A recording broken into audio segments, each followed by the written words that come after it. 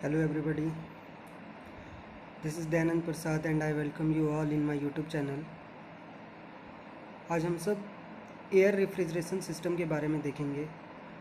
इससे पिछले क्लास में हम लोग हीट इंजन, रेफ्रिजरेशन और हीट पंप के बारे में डिफरेंस जाने थे और उसका इफ़िशियंसी वगैरह भी हम लोग निकालना सीखे थे। आज हम लोग एयर रेफ्रिजरेशन सिस्टम और इससे इफ़िशियंसी कैसे निकालते हैं और इस किस किस चीज़ों पर डिपेंड करता है वो सब चीज़ आज देखेंगे। तो स्टार्ट करते हैं।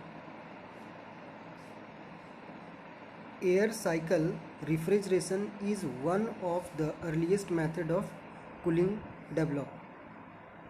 सबसे पुराना तरीका है ये एयर रेफ्रिजरेशन सिस्टम। जो एयर रेफ्रिजरेशन सिस्टम है ये सबसे अर्लीस्ट मेथड है कूलिंग करने का।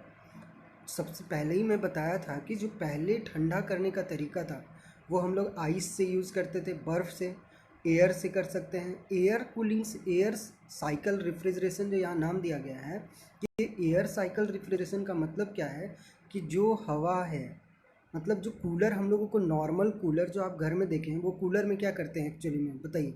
पीछे में फ़ैन लगाया हुआ रहता है और ऊपर में जो वो वॉल वगैरह जो दिया हुआ रहता है उसमें ड्रॉपलेट्स ऑफ वाटर हम लोग गिराते हैं ऊपर से। अब उसमें क्या करते हैं कि वो जो फ़ैन जब रोटेट करता है तो वो पास किससे करता है, वो जो वॉल वगैरह लगाया हुआ है उससे पास करेगा एयर। तो वो एयर क्या करेगा कि अपना हीट दे देगा किसको, पॉल को, इवोपरेशन में। वाटर जो होगा वहाँ से वो इवोपरेट कर देगा और जो हवा मेरा बचेगा वो ठंडा हवा रहेगा। ठीक है, वो ठंडा हवा रहेगा। तो मतलब जनरली हम लोग ठंडा कर रहे हैं इवोपरेशन से, आइस से, और है ना, यही सब चीज़ों से हम लोग ठंडा कर रहे हैं। कल जो हम लोग 3 मेथड देखे थे, 3 मेथड हम लोग देखे थे ना, इवोपरेशन, सब्लिमेशन और एक और क्या था, मेल्टिंग ऑफ आइस। ये 3 तरीका था जिससे हम लोग ठंडा कर सकते हैं। तो अभी हम लोग एयर रेफ्रिजरेशन में हम लोग देख रहे हैं कि ये सबसे अर्लीस्ट मेथड है कूलिंग डेवलप करने का, सबसे पुराना तरीका है। उसके बाद बोला कि it became obsolete for several year because of the low coefficient of performance and high operating cost. क्योंकि इसका कोफिशिएंट ऑफ परफॉर्मेंस सबसे कम होता है इसीलिए इसको अभी यूज़ नहीं किया जाता है। और चूँकि इसको ऑपरेट करने में, पूरा सिस्टम को ऑपरेट करने में जितना खर्चा होता है वो ज़्यादा खर्चा होता है और कम परफॉर्मेंस अच्छा नहीं दे पाता, इसीलिए इसको ऑब्सोलेट किया गया है, अभी ज़्यादा यूज़ नहीं किया जाता।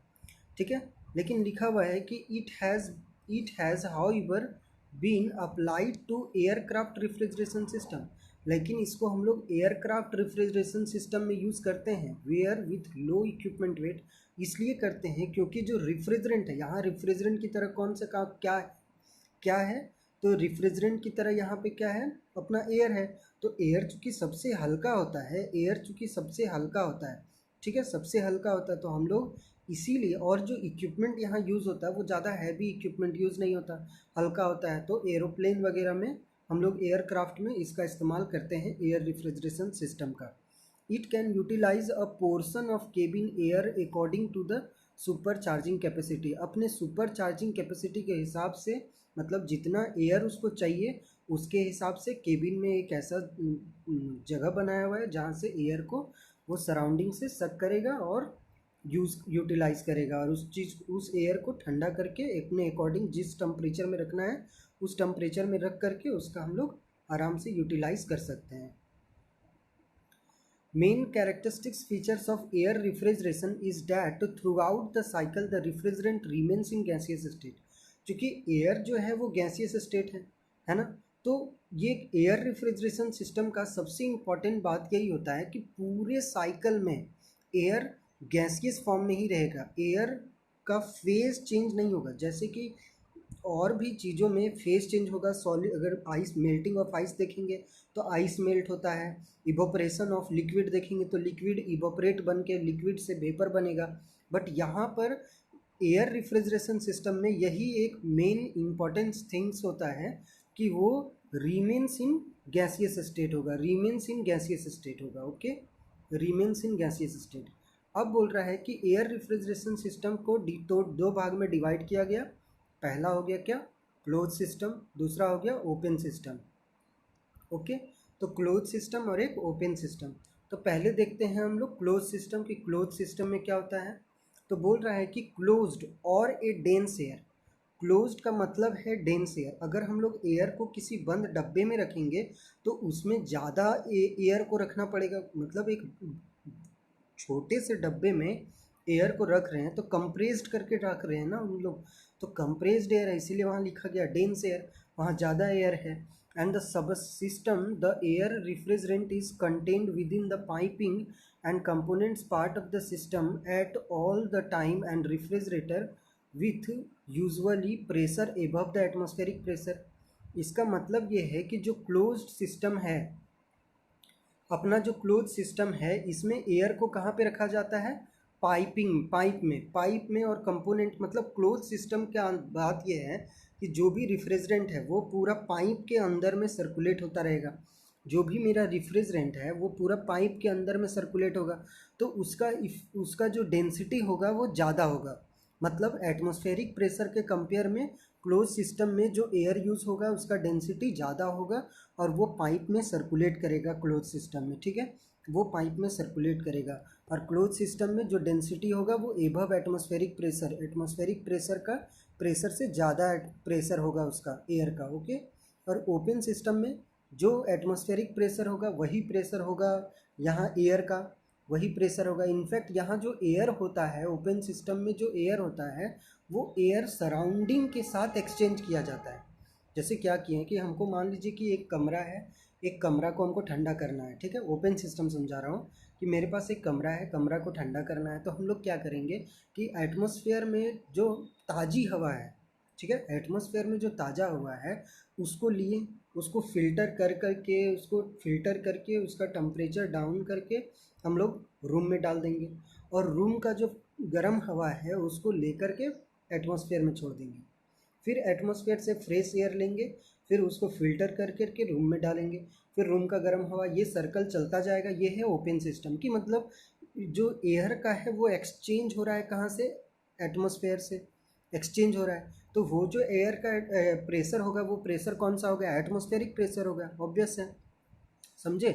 तो जो प्रेशर होगा वो कौन सा प्रेशर होगा, एटमॉस्फेरिक प्रेशर होगा, ठीक है, एटमॉस्फेरिक प्रेशर होगा। तो वही चीज़ यहाँ पे बोला गया कि in a open system the refrigerator is replaced by a actual space to be cooled within the air expanded to atmospheric pressure. जो एयर का एक्सचेंज हो रहा है वो किस प्रेशर में हो रहा है, एटमॉस्फेरिक प्रेशर में हो रहा है, and circulated through the cold room and then compress to the cooler pressure. उसको जो एक्सचेंज कर रहे हैं हम लोग एटमॉस्फेरिक प्रेशर में लेके, और इस पूरा सर्कुलेशन करने के लिए हम लोग को अगर प्रेशर बढ़ाना पड़े तो हम लोग बाद में बढ़ाते हैं, बट ओवरऑल हम लोग का जो प्रेशर होगा वो एटमॉस्फेरिक प्रेशर में ही सर्कुलेट करेगा, ठीक है। The pressure of operation in this system is inherently limited to operation at atmospheric pressure. हम लोग का जो इनहेरेंटली मतलब लॉ ऑफ इनर्शिया की तरह इनहेरेंटली है कि इनहेरेंटली वो जो प्रेशर है वो एटमॉस्फेरिक प्रेशर ही रहेगा, उससे ज़्यादा नहीं होगा, ठीक है। तो atmospheric pressure in the refrigerator, पूरा रेफ्रिजरेटर में हम लोगों के पास सिर्फ एटमॉस्फेरिक प्रेशर ही रहेगा, और उसी ये ओपन सिस्टम में वही होगा, और सीधा सीधा एयर का एक्सचेंज करेगा कहाँ से, सराउंडिंग के साथ से, ठीक है, सराउंडिंग से एयर का एक्सचेंज होगा हम लोगों का, ठीक है। तो ये हम लोग ओपन सिस्टम क्लोज सिस्टम समझ गए। अब दोनों में थोड़ा सा डिफरेंस और किस तरह से क्लोज सिस्टम का इफ़िशियंसी ज़्यादा होता है, उसमें क्या क्या एडवांटेज है as compare to open system. Close system का यूज़ हम लोग ज़्यादा करते हैं, ओपन सिस्टम का कम करते हैं। क्लोज सिस्टम ज़्यादा इफ़िशियंसी वाला होता है, क्यों होता है वो जानते हैं, दोनों में कंपेयर करते हैं। तो पहला है कि in a close system the suction to compressor may be at high pressure. In a close system क्या बोल रहा है कि in a close system the suction to compressor may be at high pressure. Close system में जो suction और compressor है वो हाई प्रेशर में हो सकता है, मतलब एटमॉस्फेरिक प्रेशर से ज़्यादा प्रेशर में होगा। उसके बाद the size of expander and compressor can be kept with in reasonable limit by using dense air. मतलब डेंस एयर का या फिर हाई प्रेशर्ड एयर का यूज़ करके हम लोग जो एक्सपेंडर है, और जो कंप्रेसर है उसको एक लिमिटेड साइज़ में कर सकते हैं। मान लीजिए कि हम लोग को कंप्रेसर बहुत बड़ा चाहिए होगा, अगर हम लोग डेंसली एयर नहीं लेते हैं तो बाद में कंप्रेस करने के लिए, मान लीजिए कि अगर हम लोग हाँ मतलब हाई डेंसिटी वाला नहीं लेते हैं, ठीक है, हाई डेंसिटी वाला एयर नहीं ले रहे हैं, एटमॉस्फेरिक एयर ले रहे हैं, तो उसका पूरा सर्कुलेशन के लिए बाद में तो हमको कंप्रेस करना ही है। तो कंप्रेस करने के लिए हम लोग को एक्सपेंडर और कंप्रेसर ज़्यादा चाहिए होगा, बड़ा चाहिए होगा। तो उसको छोटा करने के लिए हमको क्या करना है कि पहले से ही हम लोग कंप्रेस्ड एयर, मतलब जो सर्कल में जो घूम रहा है वो पहले से ही कंप्रेस्ड एयर हो, एक रिफ्रिजरेंट हो जो पार्टिकुलर प्रेशर और टेम्परेचर में सर्कुलेट होता रहे। तो ये इसमें हम लोग को कम छोटा कंप्रेसर और छोटा एक्सपेंडर से भी काम हो जाएगा। तो वही कहना चाहता है, इसीलिए क्लोज सिस्टम में वर्क डन कम करना पड़ेगा as compare to open system. In open air system, the air picks up a moisture from the product kept in the refrigerated chamber। ये क्या करेगा कि in open system air system में air जो है वो picks up moisture from the product kept in the refrigerated chamber. जो refrigerated chamber है, जिस चीज़ चैम्बर को हमको ठंडा करना है, तो उस चैम्बर से वो क्या करेगा, मॉइस्चर को भी ले लेगा, ठीक है। तो वो क्या करेगा, picks up A moisture from the product, ये प्रोडक्ट से मॉइस्चर को भी ले लेगा, kept in the refrigerated chamber. जो रिफ्रिजरेटेड चैम्बर में हम लोग रखे हुए हैं प्रोडक्ट को ठंडा होने के लिए, तो वो क्या करेगा कि रिफ्रिजरेटेड चैम्बर से भी मॉइस्चर ले लेगा। कौन, एयर, ओपन एयर सिस्टम में, ठीक है। द मॉइस्चर में, तो क्या बोल रहा है कि द मॉइस्चर में फ्रीज ड्यूरिंग एक्सपेंशन। अब वो जो मॉइस्चर लिया वो है क्या, मॉइस्चर क्या है, वाटर वेपर है। तो वो मॉइस्चर जो लिया वो फ्रीज हो सकता है, जम सकता है एक्सपेंशन के दौरान, क्योंकि एक्सपेंशन में क्या होता है, टेम्परेचर डाउन होगा। तो एक्सपेंशन के टाइम पे वो क्या करेगा, फ्रीज कर सकता है मेरा, है ना, फ्रीज कर सकता है। And is likely to choke the bulb whereas it does not happen in close system. और वो क्या करेगा कि बल्ब को ब्लॉक कर सकता है ना। जब वो मॉइस्चर जो वो पिकअप करके चला गया ओपन सिस्टम में, जो मॉइस्चर पिकअप करके चला गया, कहाँ से पिकअप किया, वो रेफ्रिजरेटर से। तो रेफ्रिजरेटर से जो मॉइस्चर पिकअप करके चला गया वो मॉइस्चर कहीं जा कर के ब्लॉक हो सकता है। अगर वो कोई पाइप में जा कर के ब्लॉक हो जाए तो वो क्या करेगा कि पूरा कि कोई ना कोई बल्ब को वो ब्लॉक कर सकता है। अगर वो कोई बल्ब को ब्लॉक कर देगा तो ये काम अच्छे से नहीं कर पाएगा ना, ब्लॉक कर देगा तो ये तो हार्मफुल है हम लोगों के लिए, तो ब्लॉक कर देगा। तो ये चीज़ हम लोगों का it does not happen in close system, ये चीज़ क्लोज सिस्टम में नहीं होता है, ये सिर्फ ओपन सिस्टम में होगा, ठीक है, ये क्लोज सिस्टम में नहीं होगा। थर्ड डिफरेंस क्या है कि in a open system the expansion of refrigerator can be carried only up to atmospheric pressure. Open system में जो एक्सपेंशन होगा वो सिर्फ एटमॉस्फेरिक प्रेशर, आखिरी कहाँ तक एक्सपेंशन होगा, एटमॉस्फेरिक प्रेशर तक होगा। सक्शन भी एटमॉस्फेरिक प्रेशर से हो रहा है और एक्सपेंशन भी हो रहा है तो एटमॉस्फेरिक प्रेशर तक ही होगा। Prevailing in the cold chamber but for a close system there is no such restriction. और लेकिन इस तरह का क्लोज सिस्टम में ऐसा कुछ भी नहीं है। हम लोग ज़्यादा ठंडा करना है तो क्लोज सिस्टम में पॉसिबल हो सकता है। ओपन सिस्टम में एक सर्टेन लिमिट है कि हम लोग यहाँ से यहाँ तक ही ठंडा कर पाएंगे, एक एटमॉस्फेरिक प्रेशर तक ही, क्योंकि हम लोग एक्सपेंड कर पाएंगे एयर को, ठीक है। तो क्लोज सिस्टम में हम लोग ज़्यादा एक्सपेंड कर पाएंगे एयर को, लेकिन ओपन सिस्टम में एक्सपेंड भी ज़्यादा नहीं करेगा। ओके, ओपन सिस्टम में बल्ब मेरा ब्लॉक कर सकता है, क्योंकि रेफ्रिजरेटर से वो मॉइस्चर लेकर के आ रहा है ओपन सिस्टम में, बट क्लोज सिस्टम में ऐसा कुछ भी नहीं है। और फर्स्ट वाला क्या था, फर्स्ट वाला ये था कि इन क्लोज सिस्टम जो सक्शन प्रेशर, हाँ सक्शन प्रेशर जो होगा वो एटमॉस्फेरिक प्रेशर ही होगा, और क्लोज सिस्टम में वो एटमॉस्फेरिक प्रेशर से ज़्यादा प्रेशर भी हो सकता है, ठीक है। होपफुली आप समझ गए होंगे। चलिए,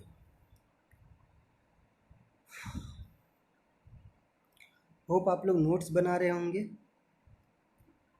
इससे पिछले क्लास का अगर वीडियो नहीं देखे हैं तो पहले वो वीडियो देख लें, क्योंकि नहीं, इससे पिछले वाला नहीं, कार्नोट साइकिल वाला वीडियो, जो कार्नोट रिवर्स कार्नोट में समझाया था वो वाला वीडियो आप देख लीजिए, वीडियो नंबर शायद 1 है।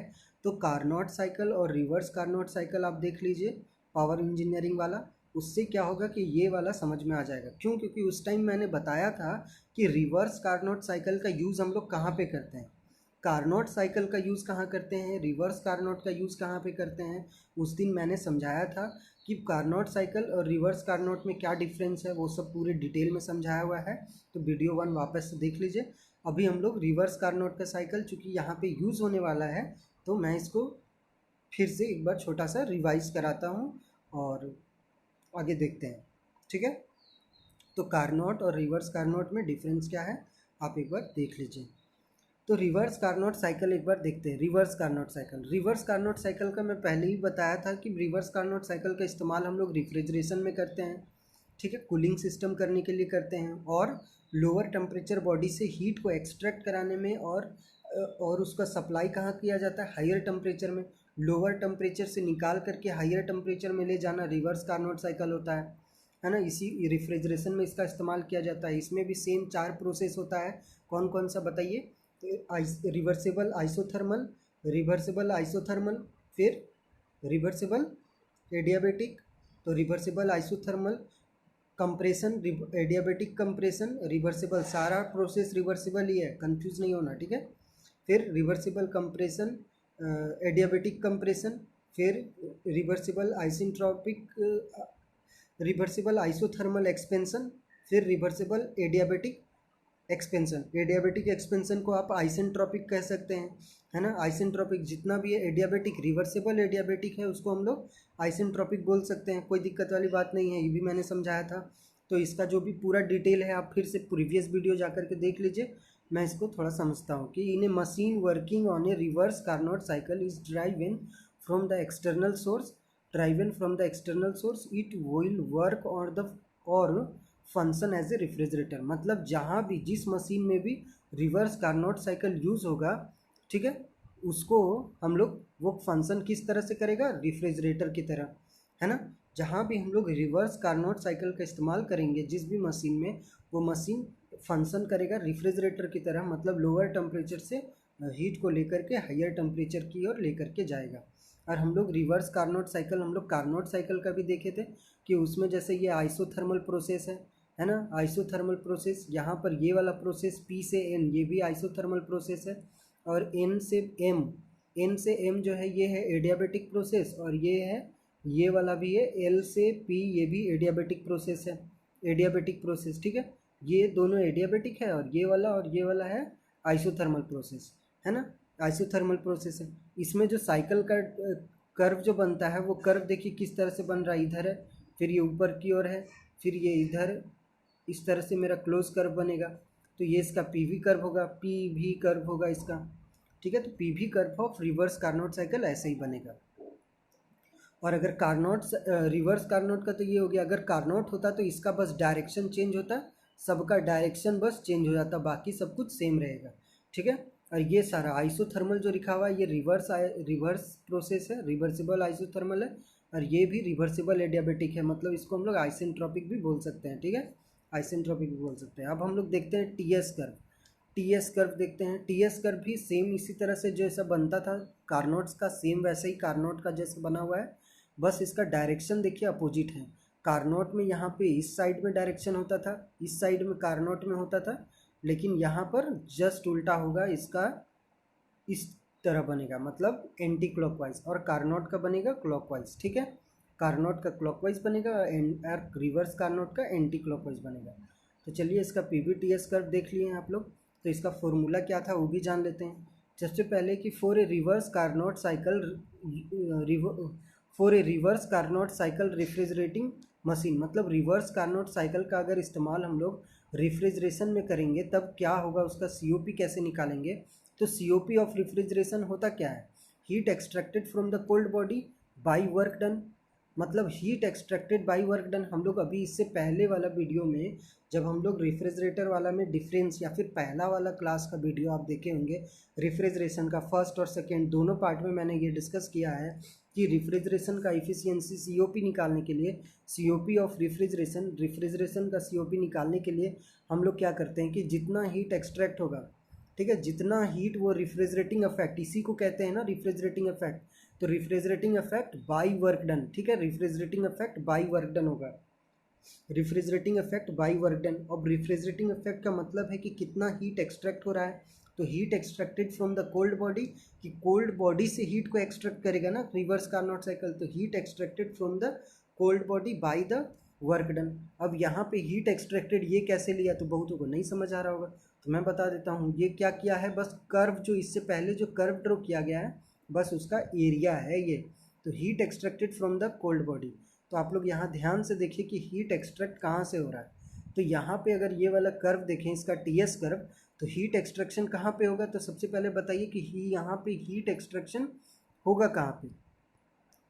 देखिए ये वाला प्रोसेस है P से लेकर के N तक, यहाँ पे होगा हीट एक्सट्रैक्शन, ठीक है, यहाँ पे होगा हीट एक्सट्रैक्शन, क्योंकि यही है मेरा इवोपरेटर वाला काम, यही करेगा, ठीक है, हीट एक्सट्रैक्ट यहीं पे करेगा जहाँ पे हीट को वो एक्सट्रैक्ट करेगा, वो लेगा, ठीक है, हीट लेगा, यहाँ पे हीट लिया वो फिर वो आगे चला गया, तो यहाँ पे हीट लेगा। तो ये वाला कर्व का अगर ये इस कर्व के नीचे का जो भी एरिया है, एरिया कौन सा, QSNP, ये वाला एरिया को अगर हम लोग कैलकुलेट कर लें तो टोटल हीट एक्सट्रैक्टेड आएगा, मतलब TS कर्व में, मतलब अगर TS कर्व में एरिया अंडर द कर्व अगर हम लोग निकालते हैं, एरिया अंडर द कर्व अगर निकालेंगे तो वो क्या दे देगा, टोटल हीट एक्सट्रैक्टेड, कि कितना हीट एक्सट्रैक्ट हो रहा है। तो heat extracted from the cold body कितना हो जाएगा, T2 into P N, T2 into P N. अब देखो यहाँ पे T2 टेम्परेचर है, T2 टेम्परेचर का मतलब ये वाला डिस्टेंस पता हो गया, यहाँ 0 से लेकर के T2 ये वाला लेंथ पता हो गया, 0 से लेकर T2 ये वाला लेंथ पता हो गया। अब मल्टीप्लाई करेंगे ये वाला लेंथ, तो ये वाला लेंथ किसके बराबर है, P से लेके N तक, ये डिस्टेंस को मल्टीप्लाई करते हैं तो T2 0 मतलब T2 माइनस 0, तो T2 ही बचेगा, T2 माइनस 0 इंटू में P से लेके N तक का लेंथ, P से लेके N तक का लेंथ, तो देखिए वही क्या है, T2 इंटू P से लेके N तक का लेंथ। अब work done per cycle, work done कहाँ पे होगा, तो वर्क डन कंप्रेसर, देखिए कंप्रेशन जहाँ पे होगा, ये वाला कंप्रेसर है, कंप्रेस हो रहा है यहाँ पे, तो ये वाला वर्क डन होगा, तो M से लेके M से लेके L तक, M से लेके L तक यहाँ पे हो रहा है मेरा कंप्रेशन, तो ये वाला वर्क कर्व होगा। तो टोटल एरिया जो होगा इसके अंडर में, टोटल एरिया जो होगा इसके अंडर में वो हो गया, माइनस करेंगे ये वाला एरिया को, ठीक है, मतलब टोटल एरिया में से माइनस करेंगे ये वाला एरिया को, तो total compression, total work done आ जाएगा, टोटल वर्क डन आ जाएगा। कैसे आएगा, टोटल एरिया में से हम लोग किसको घटा देंगे, ये वाला एरिया, तो टोटल वर्क डन आ जाएगा। तो वो कैसे घटाएंगे, तो देखिए T1 अगर T1 माइनस T2 कर दें, T1 माइनस T2 कर देंगे, ठीक है, T1 माइनस T2, T1 क्या है हायर टेम्परेचर, T2 क्या है लोअर टेम्परेचर, तो T1 माइनस T2 करेंगे तो टोटल लेंथ कितना आएगा, ये वाला लेंथ आएगा, ये वाला लेंथ आएगा, और उसके साथ मल्टीप्लाई कर देंगे P से N, P से N, तो ये स्क्वायर का एरिया आ जाएगा, ये वाला अंदर का पार्ट का केवल, तो ये टोटल एरिया में से ये एरिया अगर घटा देंगे तो बचेगा क्या, ये बॉक्स वाला एरिया बचेगा, और ये बॉक्स वाला एरिया किसके बराबर होगा, तो T1 minus T2, T1 minus T2 into में Pn कर देंगे, तो T1 minus T2 into Pn कर दिए, तो ये हम लोग का हो जाएगा। तो यहाँ पर देखिए T1 minus T2 into Pn, अब ये Pn और ये Pn काट दीजिए तो बचेगा क्या, T2 by T1 minus T2, तो ये हो गया efficiency T2 by T1 minus T2 किसके लिए, COP of refrigeration, COP of refrigeration, ठीक है, COP of refrigeration, COP of refrigeration हो जाएगा T2 by T1 minus T2, T2 by T1 minus T2, याद रख लीजिएगा, ठीक है। T2 क्या है ऊपर में, lower temperature by higher temperature minus lower temperature, ठीक है। TS कर्व का ऊपर में होगा लोअर टेम्परेचर और नीचे में होगा हायर माइनस लोअर, ध्यान रखना है इस बात को, ठीक है। अब हम एक और जो कंसेप्ट है इस सबको पूरा समझ लेना चाहिए हम लोगों को, इसीलिए मैं सारा ही कंसेप्ट लेकर के आ गया हूँ कि for a Carnot cycle heat pump, मतलब अगर हीट पंप की तरह यूज़ हो जाए कार्नोट साइकिल, क्योंकि ये रेफ्रिजरेशन की तरह यूज़ होगा तो वो क्या होगा, रिवर्स कार्नोट होगा। और अगर वो कार्नोट साइकिल, क्योंकि ये तो रिवर्सिबल प्रोसेस है ना, कभी भी इसका डायरेक्शन अगर हम लोग बदल देंगे, डायरेक्शन अगर बदल देंगे तो वो पंप की तरह बिहेव करेगा।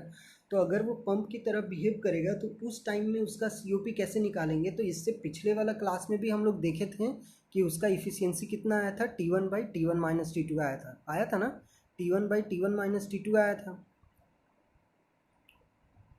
ठीक है, T1/T1 - T2 कैसे ला रहा है हम लोग यहाँ पे शुरू से देख लेते हैं। ठीक है, जैसे जब हीट पंप की तरह यूज़ होगा, तो हीट पंप की तरह यूज़ होगा तो सबसे पहले इससे पिछले वाला वीडियो देख लीजिए कि हीट पंप का काम क्या है।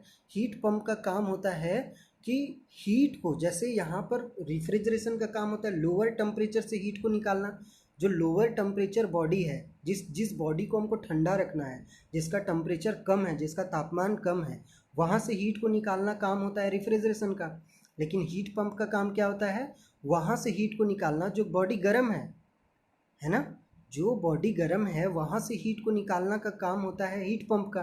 तो हीट पंप क्या करता है, वहाँ से हीट निकालता है जो गर्म होती है। इसीलिए ऊपर में लिखा heat rejected to the hot body, जो हॉट बॉडी से हीट रिजेक्ट हो रहा है। बाई में work done per cycle, by में वर्क डन होगा तो हीट जो रिजेक्ट होगा हॉट बॉडी से, तो हीट रिजेक्ट हॉट बॉडी कहाँ पे होगा, heat reject hot body T1 के टाइम पे होगा। हीट रिजेक्ट जो हायर टेम्परेचर पर होगा, तो इसीलिए यहाँ पे ऊपर में हायर। बाकी ये जो PN वाला टर्म है वो बिल्कुल same concept as that of refrigeration, जो रेफ्रिजरेशन में सेम कॉन्सेप्ट में यहाँ पर भी आएगा। ठीक है, यहाँ पर भी वही सेम कॉन्सेप्ट में आएगा। तो PN कटेगा, बचेगा T1/T1 - T2। यहाँ तक दिक्कत नहीं होगा, आप खुद से समझ लीजिए, नहीं तो रुकिए मैं बताता हूँ। देखिए T1 into L M, T1 into L M है। देखिए T1 इंटू एल एम, ये T1 इंटू एल एम क्या बता रहा है, देखिए T1 हायर टेम्परेचर है और LM ये वाला लेंथ है। यहीं पर हीट रिजेक्ट, यहीं पर हीट सप्लाई होगा, जितना हीट सप्लाई होगा हॉटर बॉडी में, तो ये वाला T1 इंटू एल एम ये वाला हो गया। और वर्क डन जो होता था वो वर्क डन तो चेंज नहीं होगा, तो T1 - T2 इंटू PN। अब LM और PN बराबर होगा, क्यों, क्योंकि LM और PN बराबर इसलिए होगा क्योंकि ये तो स्क्वायर है ना, स्क्वायर है, तो LM और PN बराबर होगा। तो यहाँ पर PN आ गया, PN को काट दीजिए तो बचेगा क्या, T1/T1 - T2, T1/T1 - T2। अब इस वाले टर्म को T1/T1 - T2 को हम लोग ये लिख सकते हैं ना कि 1 + T2/T1 - T2, क्योंकि इसको सॉल्व करने से तो यही बचेगा ना। देखिए LCM ले करके ये T1 - T2 ऊपर चला जाएगा और प्लस में T2, तो T2 और यहाँ से T2 कट जाएगा, तो बचेगा क्या ऊपर में, T1 बाई में T1 - T2, तो T1/T1 - T2। तो इसका मतलब है कि हीट पंप का इफिशियंसी आ गया यहाँ पे, ये वाला T1/T1 - T2, higher temperature by work done T1 - T2। ठीक है, तो पंप रहेगा तो ऊपर में बस हायर टेम्परेचर होगा, और रेफ्रिजरेटर रहेगा तो ऊपर में बस लोअर टेम्परेचर होगा। क्लियर है। तो ये वाला फॉर्मूला हम लोग को क्या बताता है, ये बताता है कि COP of heat pump greater होगा किससे, COP ऑफ रेफ्रिजरेटर से। और कितना बड़ा होगा, तो 1 बड़ा होगा। कितना बड़ा होगा, सिर्फ 1 बड़ा होगा। जैसे this indicates that COP of heat pump is greater than that of refrigerator working on reverse Carnot cycle because of same temperature limit T1 and T2 by unity. और वो कितना बड़ा होगा, यूनिटी से 1 से बड़ा होगा। ठीक है, लेकिन वो टेम्परेचर लिमिट सेम होना चाहिए तभी, है ना। पंप जो होगा वो उस टाइम टेम्परेचर लिमिट अगर सेम होगा तब ही ये पॉसिबल है, सिर्फ तब ही पॉसिबल है। ओके, ठीक है। अब अगर हीट इंजन की तरह कार्नोट साइकिल का अगर यूज़ किया जाए, COP ऑफ हीट इंजन, तो हीट इंजन का COP मतलब क्या है, efficiency, work done by heat supply होता है। तो वर्क डन T1 - T2, और सेम वही PN वहीं से कॉन्सेप्ट आया। फिर T1 इंटू LM, ये हीट सप्लाई होगा यहाँ पे, T1 into LM heat supply हुआ, तो यहाँ से LM और PN कट जाएगा, तो बचेगा क्या, T1 - T2 by T1 - T2/T1। तो ये हो गया इसका। तो तीनों फॉर्मूला ध्यान में रख लीजिए कि जब COP ऑफ रेफ्रिजरेटर बोलेगा तो lower temperature by work done, जब COP ऑफ हीट पंप बोलेगा तो higher temperature by work done, और अगर हीट इंजन बोलेगा तो work done by higher temperature, ठीक है। मतलब हीट इंजन किसका इन्वर्सली प्रोपोर्शनल है, ध्यान दीजिए। तो हीट इंजन जस्ट किसका उल्टा है, हीट पंप का। हीट इंजन उल्टा है जस्ट हीट पंप का। अगर हीट पंप कितना होगा, हीट पंप अगर T1/T1 माइनस T2 होगा तो हीट इंजन का T1 माइनस T2/T1 होगा। ठीक है, जस्ट उल्टा। होप आपको समझ आया हो। अब हम लोग एक न्यूमेरिकल देखते हैं। एक Carnot refrigerator requires 1.3 kilowatt per ton of refrigeration. हम लोग टन ऑफ रेफ्रिजरेशन वगैरह पढ़े हुए हैं ना, ठीक। तो a Carnot refrigerator required 1.3 kilowatt per ton of refrigeration to maintain a region at low temperature of -38 degree Celsius. बोल रहा है कि कार्नोट रेफ्रिजरेटर है जिसको कितना चाहिए, 1.3 kilowatt per ton of refrigeration. ठीक है, 1.3 kilowatt per ton of refrigeration to maintain a region at lower temperature of -38 degree Celsius. कितना लोअर टेम्परेचर कितना मेंटेन करना है, -38 डिग्री सेल्सियस करना है।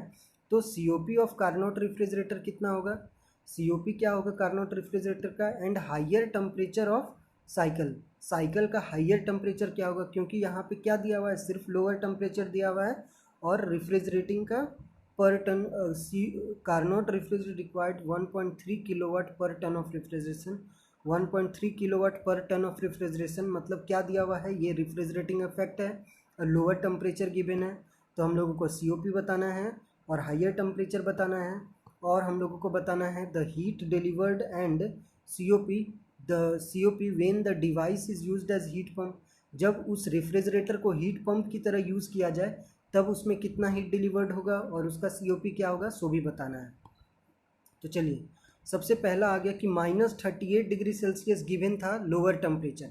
तो लोअर टेम्परेचर को हम लोग T2 बोलेंगे और T2 बराबर 273 -38 होगा। क्यों -38, क्योंकि T2 ही लोअर टेम्परेचर ही -38 दिया हुआ था। क्वेश्चन देख लीजिए फिर से, -38 यहीं पे दिया हुआ है, क्वेश्चन में ही -38 है, इसीलिए 273 में हम लोग -38 करेंगे तब जाके 235 केल्विन बचेगा। क्योंकि केल्विन में चेंज करने के लिए क्या होता है, 273 ऐड करना होता है। तो -38 में अगर 273 ऐड करेंगे तो 235 ही बचेगा ना, तो 235 केल्विन। अब कितना दिया हुआ है, पावर रिक्वायर्ड पर टन ऑफ रेफ्रिजरेशन 1.3 किलोवाट। अब कितना पावर चाहिए, 1.3 किलोवाट पावर चाहिए, मतलब इतना पावर रिक्वायर्ड होगा पर टन ऑफ रेफ्रिजरेशन। एक टन रेफ्रिजरेशन में कितना पावर चाहिए होगा, 1.3 किलोवाट पावर चाहिए होगा। ठीक है, तो COP ऑफ रेफ्रिजरेशन अगर हम लोग को निकालना है, COP ऑफ रेफ्रिजरेशन, तो कार्नोट तो heat absorb by work done, heat absorb by work done होगा। तो कितना पावर चाहिए होगा, 1 टन ऑफ रेफ्रिजरेशन में 1.3 किलोवाट पावर चाहिए होगा। तो यहाँ पे heat absorb 1 ton heat absorb करने के लिए, 1 टन हीट एब्जॉर्ब करने के लिए, टन क्या है, कैपेसिटी है, तो 1 टन हीट एब्जॉर्ब करने के लिए हम लोग को कितना काम करना होगा, 1.3 किलोवाट। तो 1.3 किलोवाट, ठीक है, हाँ 1.3 किलोवाट। अब किलोवाट को अगर हम लोग किलो जूल में चेंज करना चाहें तो 1.3 किलो जूल पर सेकेंड होगा ना। किलोवाट का पूरा यूनिट ब्रेक करेंगे तो क्या होगा, किलो जूल पर सेकेंड। अब 1 ton is equal to 14,000 kilojoule per hour होता है। 1 ton is equal to 14,000 kilojoule per hour होता है। हम लोग प्रीवियस क्लास में देखे हैं ये चीज़, है ना। प्रीवियस क्लास में 14,000 kilojoule per ton 1 ton बराबर होता है। ये कैसे आता है ये भी हम लोग देखा है, हम लोगों ने देखा है ना 14,000 किलो जूल पर आवर कैसे आता है। तो 1 टन रेफ्रिजरेशन में इतना किलो जूल पर आवर होगा। अब ये जो 1.3 किलो जूल पर सेकेंड है वो पर सेकेंड, क्योंकि किलोवाट मतलब पर सेकेंड है, तो पर सेकेंड को पर मिनट में करने के लिए 160 एक और 60 से मल्टीप्लाई करेंगे, और फिर पर मिनट को पर आवर करने के लिए फिर से एक और 60 आएगा, तो किलो जूल पर आवर हो जाएगा। समझ में आया। नीचे में 260 कहाँ से आया, एक मिनट में करने के लिए और दूसरा आवर में करने के लिए। और 1 ton is equal to 14,000 kilojoule per hour होता है। ये प्रीवियस वीडियो में आपको मिल जाएगा कि कैसे आया है, ठीक है। तो अब इसको सॉल्व करेंगे तो क्या आएगा, COP 2.99, ठीक है, 2.99, ठीक है, ये आ जाएगा हम लोग का 2.99। ठीक, अब हम लोग देखते हैं इसमें कि अब नेक्स्ट हम लोग को क्या निकालने बोला गया है, 2.99 आ गया। उसके बाद higher temperature of cycle, higher temperature of cycle, cycle का हाइयर टेम्परेचर क्या होगा, ठीक है, हाइयर टेम्परेचर ऑफ साइकिल। तो यहाँ पर जो टेम्परेचर है ये -38 डिग्री यहाँ पे है, -38, और T1 हाइयर टेम्परेचर यहाँ पे है, ठीक है। तो हम लोग उसका हाइयर टेम्परेचर निकालेंगे, तो COP ऑफ रेफ्रिजरेशन बराबर T2/T1 - T2 है, T2/T1 - T2, T2 कितना है 235, T2 मतलब लोअर टेम्परेचर 235 और T1 हाइयर टेम्परेचर -235, और यहाँ पे COP 2.99 आया। तो यहाँ से T1 आपका आराम से कैलकुलेट हो जाएगा। T1 कितना होगा, क्रॉस मल्टीप्लाई करेंगे तो T1 इज इक्वल टू 235/2.99, और ये जो माइनस ऊपर गया था वो इस साइड आकर के +235 हो जाएगा। इसको सॉल्व कीजिए कॉपी में, तब क्लियर होगा। तो T1 is equal to 313.6 kelvin. तो T1 हाइयर टेम्परेचर आ गया। अब केल्विन को डिग्री सेल्सियस में चेंज करने के लिए -273 से मैं घटा दिया उसको, तो बचा क्या 40.6 degree Celsius, 40.6 degree Celsius T1 higher temperature हो गया, ठीक है, हाइयर टेम्परेचर हो गया। अब लास्ट क्वेश्चन जो हम लोग का बच रहा है वो लास्ट क्वेश्चन, अच्छा लास्ट क्वेश्चन से पहले हम लोग देख रहे हैं कि COP ऑफ रेफ्रिजरेशन जो है, COP ऑफ कार्नोट रेफ्रिजरेटर, वो क्या आ रहा है, वो आ रहा है 2.99, मतलब 1 से बड़ा आ रहा है। तो ये इसलिए आ रहा है क्योंकि हम लोग का टेम्परेचर माइनस था, ठीक है, नेगेटिव यूज़ किए थे हम लोग, इसलिए मतलब बहुत मतलब ज़्यादा इसलिए आ रहा है क्योंकि हम लोग नेगेटिव में मतलब 0 डिग्री से भी नीचे ले जा रहे हैं टेम्परेचर को, लोअर टेम्परेचर को, इसलिए आ रहा है। अब हम लोग को थर्ड में निकालना है कि अगर पंप का यूज़ हम लोग मतलब रेफ्रिजरेटर का यूज़ हीट पंप की तरह अगर करेंगे तो टोटल हीट डिलीवर्ड कितना होगा। तो जितना हीट रेफ्रिजरेटिंग इफेक्ट, देखो हाइयर टेम्परेचर मतलब बताना है हम लोग को, तो जितना हीट एब्जॉर्ब किया प्लस वर्क डन निकालेंगे तो आराम से आ जाएगा। नहीं तो जो टेम्परेचर लिमिट दिया है उस टेम्परेचर लिमिट से भी आसानी से आ सकता है ना, आसानी से आ सकता है हम लोगों का हो। तो हम लोग का heat absorb by plus work done, तो टोटल हीट एब्जॉर्ब कितना होगा 14,000 किलो जूल पर आवर हम लोग का होता है, 14,000 किलो जूल पर आवर हम लोग का होगा क्या चीज़, हीट एब्जॉर्ब रेफ्रिजरेटर में। अगर उसमें वर्क डन को ऐड कर देंगे, वर्क डन कितना था 1.3, तो 1.3 इंटू में 60 किया और यहाँ पे 60 में डिवाइड किया, क्योंकि इसको मिनट में कर दिया और इसको भी मल्टीप्लाई करेंगे तो मिनट में हो जाएगा, क्योंकि पर सेकेंड में था, पर सेकेंड को हम लोग को मिनट में करने के लिए मल्टीप्लाई करना पड़ेगा, और ये हावर में था तो बाई 60 करके इसको भी मिनट में कर दिया, तो ये दोनों मिनट में हो गया। तो हीट एब्जॉर्ब और वर्क डन को ऐड कर देंगे तो टोटल हीट डिलीवर्ड आ जाएगा, हीट पंप का टोटल हीट डिलीवर्ड आ जाएगा, हीट पंप का, कि हीट पंप में कितना हीट डिलीवर्ड हो रहा है, तो ये आ जाएगा। उसके बाद हम लोग को COP ऑफ हीट पंप निकालने के लिए heat delivered by work done होता है, हीट डिलीवर्ड इतना है और वर्क डन है इतना, ठीक है। तो हीट डिलीवर्ड अगर जो भी यूनिट में हीट डिलीवर्ड है उसी यूनिट में हम लोग का क्या होना चाहिए, वर्क डन भी होना चाहिए। तो 1.3 किलो जूल पर सेकेंड था, इसको मल्टीप्लाई कर दिए 60 से, तो ये मिनट में हो गया, और ऊपर में ये देखिए यहाँ भी किलो जूल पर मिनट है, तो मिनट मिनट कट जाएगा, बचेगा 3.99। तो हीट पंप कितना होगा 3.99। तो हम लोग देख रहे हैं कि जो रेफ्रिजरेटर हुआ था, तो रेफ्रिजरेटर में जो उसका इफ़िशियंसी था वो था 2.99, और जब हीट पंप की तरह उसका यूज़ करेंगे तो ठीक एक ज़्यादा होगा, मतलब 3.99।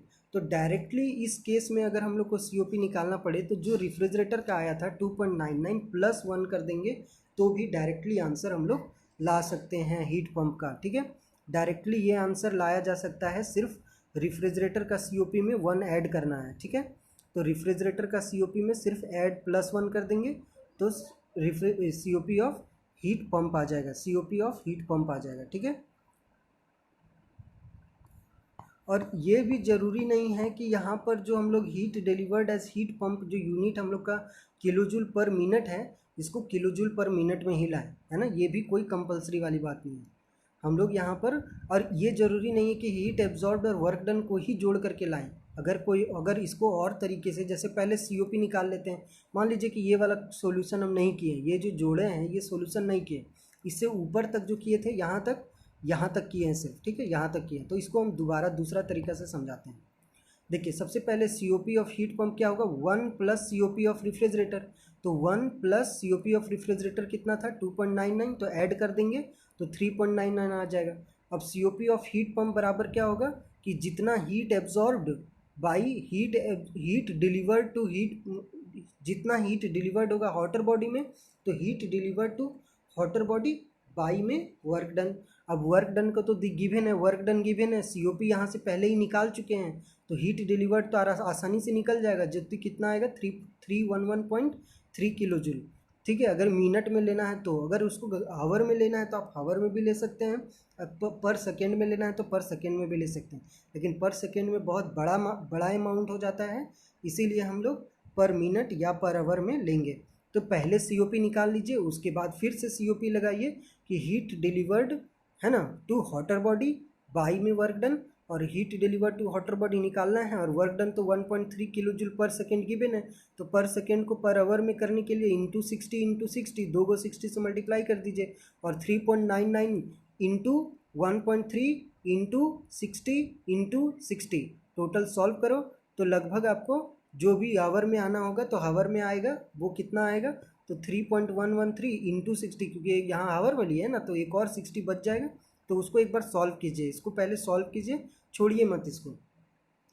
ठीक है, तो बहुत सारे तरीका है, आप जिस तरह से भी न्यूमेरिकल को अप्रोच करना चाहें कर सकते हैं, बस आपका कॉन्सेप्ट क्लियर होना चाहिए कि हम लोग किधर से पहुंच रहे हैं, है ना। जैसे हम बताएं कि ये फार्मूला का बिना यूज़ किए हुए भी हम लोग सीओपी निकाल सकते हैं, इस फार्मूला का बिना यूज़ किए हुए भी हम लोग heat delivered as a heat pump निकाल सकते हैं, है ना।